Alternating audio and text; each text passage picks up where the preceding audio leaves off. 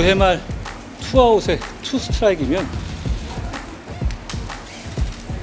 원하는 공 들어오지 않아도 스트라이크인지 볼인지 애매해도 후회 없이 휘둘러야 한다고 생각합니다.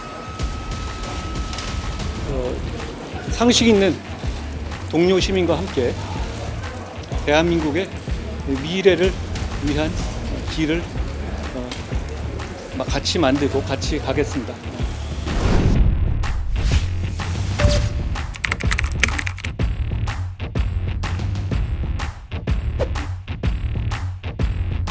큰 박수 부탁드립니다.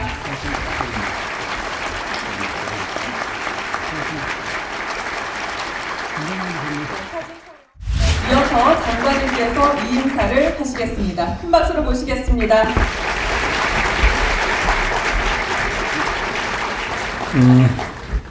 저는 잘하고 싶었습니다. 동료 시민들의 삶이 조금이나마 나아지게 하고 싶었습니다. 특히 서민과 약자의 편에 서고 싶었습니다. 그리고 이 나라의 미래를 대비하고 싶었습니다. 제가 한 일 중에서 잘못되거나 부족한 부분은 저희 의지와 책임감이 부족하거나 타협해서가 아니라 저의 능력이 부족해서일 겁니다. 자신 있게 말씀드릴 수 있습니다. 검사 일을 마치면서도 같은 말을 했었는데 이번에도 그렇게 말씀드릴 수 있어서 다행입니다. 앞으로 제가 뭘 하든 그 일을 마칠 때 제가 똑같이 말할 수 있었으면 좋겠습니다. 제가 한 일 중에서 국민들께서 좋아하시고 공감해 주시는 일들은 모두 여기 그리고 전국에 계신 동료 공직자들의 공입니다. 시민의 한 사람으로서 국민과 함께 사랑하는 법무부 동료 공직자들에게 존경과 감사의 말씀을 드립니다. 추울 때도 더울 때도 고생하신 청사의 여사님들과 방호관님들께도 고맙습니다. 마음으로 응원해 주신 동료 시민들께도 고맙습니다. 고백하건대 저는 여러분과 함께 일할 수 있어서 참 좋았습니다. 행운을 빕니다. 감사합니다. 그럼 마지막으로 장관님과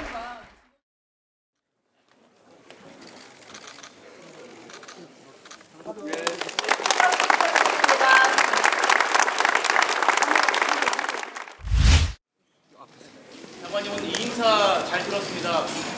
말씀 중에 동료 시민이라는 표현이 있던데요. 시민이라고 표현하지 않고 동료 시민이라고 표현하시는 이유가 있을까요? 제가 평소에 많이 쓰던 표현인데요. 저희는 민주사회를 구성하고 민주주의를 유지하는 것은 서로 간의 어떤 연대라든가 동료의식이라고 생각합니다. 그런 차원에서 저는 동료 시민이란 말을 평소에도 많이 써왔습니다. 이제 오늘 그만두시고 이제 국민의힘 비대위원장 수락하시는데요. 수락하게 된 이유 어떤 부분일까요? 비상한 현실 앞에서 잘할 수 있겠지라는 막연한 자신감보다 동료 시민과 나라를 위해서 잘해야만 되겠다는 책임감을 더 크게 느낍니다. 9회 말 투아웃에 투 스트라이크이면 원하는 공 들어오지 않아도 스트라이크인지 볼인지 애매해도 후회 없이 휘둘러야 한다고 생각합니다. 상식 있는 동료 시민과 함께 대한민국의 미래를 위한 길을 같이 만들고 같이 가겠습니다. 국민의 상식과 국민의 생각이라는 나침반을 가지고 앞장서려고 합니다. 그 나침반만으로는 그 길 곳곳에 있을 사막이나 골짜기를 다 알 수는 없겠지만 지지해 주시는 의견 못지않게 비판해 주시는 다양한 의견도 경청하고 존중하면서 끝까지 계속 가보겠습니다. 용기와 헌신으로 해내겠다는 약속을 드립니다. 더 자세한 내용은 제가 아직 취임하기 전이기 때문에 취임하는 당일날 상세하게 말씀드릴 수 있을 것 같습니다. 위원장님, 이제 가장 먼저 하실 일이 비대위를 같이 하실 위원들 인선일 텐데요. 위원 인선 혹시 기준이 있는지, 그리고 혹시 지금 접촉하시는 분들이 있었는지 제가 아직 정확하게 비대위원장이 된 것은 아닙니다만 비상대책위원장이잖아요. 굉장히 비상적인 상황이라는 점을 의미하는 것인데요. 국민을 위해서 열정적으로 헌신할 수 있는 실력 있는 분을 모시는 것이 중요하다고 생각합니다. 특별히 어떤 분과 접촉하고 있지는 않습니다. 앞으로 이준석 전 대표 같이 탈당이나 신당 창당하신 분을 예고하신 분들이 있는데 이분들과 또 만나실 의향이 있으신지요? 저는 당을 가리지 않고 다양한 생각을 가진 많은 분들을 만나야 한다고 생각합니다. 그렇지만 특정한 사람에 대해서 따로 생각해 본 적은 없습니다. 장관님, 그동안 정치 참여에 대해서 선을 그어오셨는데요. 마음을 바꾸게 된 혹시 좀 특별한 계기라든지 이런 부분이 있으실까요? 어떤 사건이든 현상이든. 저는 어떤 권력을 차지하기 위한 쟁투의 의미에서의 정치에 대해서는 멀리 있었고 실제로 그런 일을 하지는 않았습니다만 공공선의 추구라는 큰 의미에서의 정치는 벌써 20여 년째 하고 있다고 생각합니다. 저는 그 정치는 기자 여러분도 같이 하고 있는 거라고 생각합니다. 그런 차원에서 저는 역시 그 마음 그대로 현실 정치에 들어가려 하는 것입니다. 그것을 통해서 대한민국 국민의 삶과 미래를 더 낫게 만들고 싶습니다. 지금까지 장관님 지금 장관님으로서 추진해 오시던 지금 중점을 두시는 이민청 같은 분의 사업이 좀 나와 있는데 제가 여당의 비상대책위원장이 되면 제가 지금 말씀하셨던 그런 공공선을 위해서 사심없이 추진했던 그런 정책들을 국회에서 더 잘 추진할 수 있을 거라고 생각합니다. 제가 법무부 장관에서 물러난다고 해서 저희 법무부의 동료 공직자들이 추진했던 좋은 정책들이 빛을 발하는 일은 없을 겁니다. 오히려 그 반대가 될 겁니다. 장관님 아무튼 비대위원장이 되면 가장 이제 바라는 것이 당정 관계를 좀 어떻게 정립할 것인가가 좀 관심일 것 같은데요. 장관님이 좀 구상하는 좀 건강한 당정 관계 방향 어떤 부분이신가요? 대통령이든 여당이든 정부든 모두 헌법과 법률의 범위 내에서 국민을 위해서 일하고 협력해야 하는 그런 기관입니다. 그런 기본을 저는 잘 알고 있고요.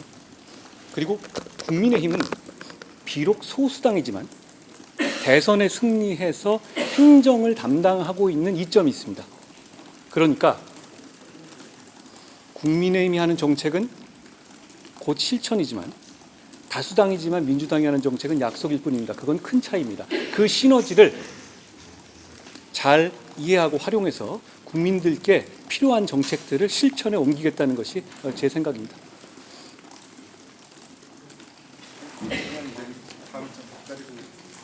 그리고 장관님 이임사에서 미래를 대비하고 싶었다라고 하는 대목을 넣으셨잖아요. 혹시 이제 정치인 한분으로서는 대한민국 미래를 위해서 어떤 문제? 제가 거기서 말한 미래에 대비한다는 것은 인구 재앙의 시대에 다가올 10년, 5년 내에 다가올 우리 대한민국의 어떤 재앙적인 상황을 책임감 있게 대비하고 싶었다는 뜻을 말씀드리는 것이고요. 저는 뭐가 어렸을 때부터 되고 싶었던 적이 없습니다. 지금도 그렇습니다. 다만 저는 하고 싶은 게 많이 있습니다. 이 나라를 좀 더 좋게 만들고 싶고 국민을 조금 더 잘 살게 만들고 싶습니다. 장관님 마지막 오늘 저녁 일정 혹시 뭐 어떻게 됐는지요? 특별한 일정은 없습니다. 당내에서도 여러 목소리가 나오는데 지금 들어가신 당내에서 여러 목소리 나오는데 통합에 대해서 좀 어떻게 생각해 보시는 있어요?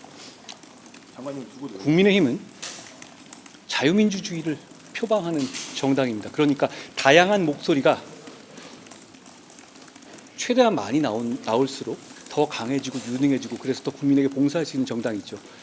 다양한 목소리를 잘 듣고 그렇지만 거기에 따라서 같은 결과적으로 하나의 목소리를 내면서 이겨야 할 때 이기는 정당으로 이끌어가겠습니다. 저 하나만 드리겠습니다. 현직 법무부 장관으로서 초유의 여당 비대위원장 직행하시는 거라 사실 이제 논란도 많고 우려도 많은데 여기에 대해서 어떻게 생각하시는지. 말씀하시는 내용이라고 생각하고요. 최근 대한민국 10년 새에 정말 초유의 일이 많이 있었죠. 다만 제가 그 일을 하는 과정에서 제가 그때 있었던 직분이라든가 위치를 벗어난 적은 저는 없었다고 생각합니다. 지금까지도 그랬고 앞으로도 그럴 겁니다. 추운데 고생하셨습니다. 추운데 고생하셨습니다. 법조 기자님이신가요? 네, 얘기 자주 없겠습니다. 고생하셨습니다.